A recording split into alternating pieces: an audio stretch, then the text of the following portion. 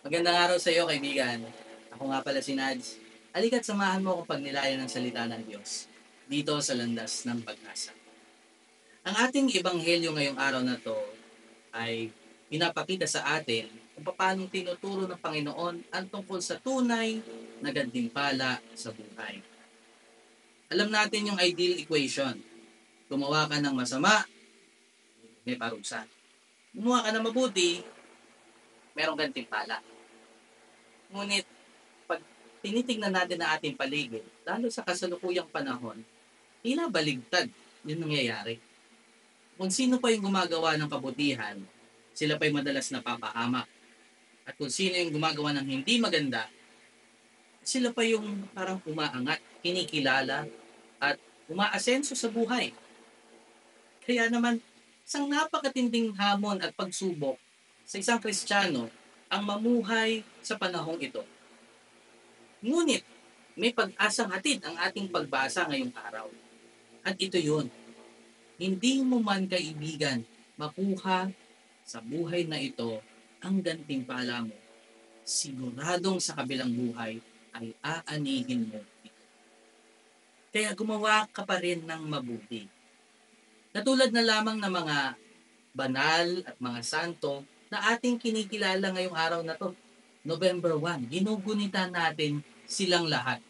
Sila ay katulad mo at katulad ko na namuhay sa mundong ito na ating ginagalawan at napapaligiran din sila ng kani-kanilang kadiliman. Ngunit sa tulong ng Diyos, nagawa nilang mamuhay ng kalugod-lugod sa Panginoon. Kung kaya nakuha nila sa hangganan ng kanilang buhay dito sa lupa, ang tunay na gantimpala. Ang makapiling ang Diyos, magpasawalang hanggan. Sila yung sinasabi sa ating pagbasa na nakapalibot sa Panginoong Diyos at walang humpay ang pagsamba sa Kanya. Ang gantimpala nila ay walang hanggang kaligayahan sa piling ng Diyos. Kaibigan, napakaraming santo at mga banal. At lahat sila ay napakagandang role model, dakilang halimbawa para sa ating lahat. Kung kaya, sundan natin ang kanilang mga yapa at hilingin natin ngayong araw. Kasama na rin ang pagpapasalamat natin para sa kanilang mga ginawang kabutihan at ginawang halimbawa. Ang sana'y matularan natin sila.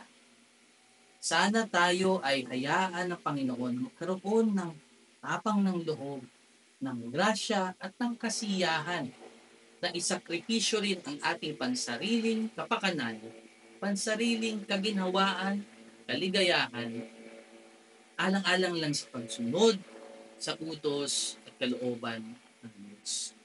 Upang kagaya nila ng mga santo at mga banal, ay makapiling din natin ang Diyos sa kaligayahang walang hanggan sa langit. Kaibigan, dalangin ko na sa araw na ito, sa iyong pananalangin, ay samahan ka ng lahat ng banal at santo na kasihan ka at ipanalangin ka nila sa mga aspeto ng buhay mo na kailangan ng grasya ng Diyos. Kaibigan, kung ikaw ay na-bless ng maiksing reflection na ito, paki-like at paki-share ang video, maging boses ng pag-asa sa mas marami pang tao. Muli ako po si Nads na nagsasabi sa inyong sa pagtinilay sa pagbasa, may makukuha tayong pag-asa. God bless!